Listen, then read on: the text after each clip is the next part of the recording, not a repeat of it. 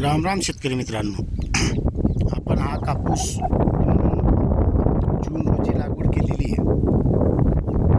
त्याच्यानंतर पूर्ण झाल्यानंतर विशेष म्हणजे आपण एक ड्रीप सोडून लागवड केलेली आहे. 1.25 फुटावर ड्रीप आहे. एक सोडला एक लागवड केलेली आहे.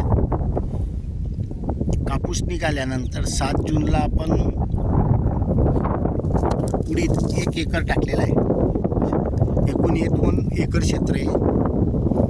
2 एकरमधून तो जो अर्धा भाग आहे ते तिकडे जास्त प्रमाणात तण होतं. त्याच्यामुळे आपण एकाच भागमध्ये उडीद लागवड केलेली 1 एकरमध्ये. तिकडे तण होण्याचे आपलीच गलती आहे. तिथे स्वतःची गलती मान्य करणं हेच महत्त्वाचं काम असतं. आता त्याच्यावर नियोजन करणारच आहोत आपण. पण आता जे कापूस लागवड केल्यानंतर एक आड इथे कापूस लागतो आहे. म्हणजे कापूस 1 ड्रीप आणि 1 ड्रीप उडीद.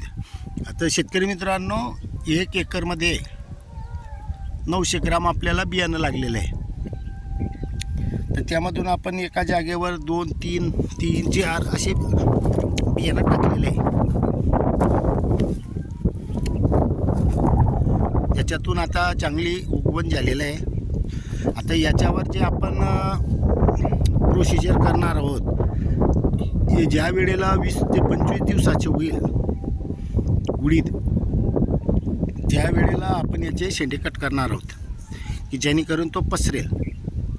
आणि शेतकरी मित्रांनो, उडीद आला तर अतिउत्तम आहे, नाही आला तरी आपल्या जमिनीमध्ये खत तयार होईल. आंतरपीक असल्यामुळे आणि विशेष म्हणजे आता हे जो कडधान्य असतात त्याच्यामध्ये न्यूट्रिशन जास्त प्रमाणात असतात. आता हे न्यूट्रिशन समजा याच्या जो आता शेंगेही लागले समजा, तर याच्या पाला करणारे आणि तेच कापून आपण इथेच टाकणार आहोत जेणेकरून जमिनीमध्ये तो पाला जाईल, कुजून प्रक्रिया होईल. तर शेतकरी मित्रांनो, या पद्धतीने यावर्षी आपण उडीद लागवड केलेली आहे.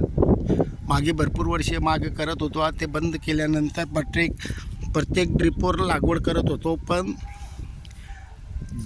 पाऊस ऑगस्टमध्ये जास्त प्रमाणात असल्यामुळे ऑगस्ट आणि सप्टेंबरमध्ये तर खालचा माल भरपूर सडतो.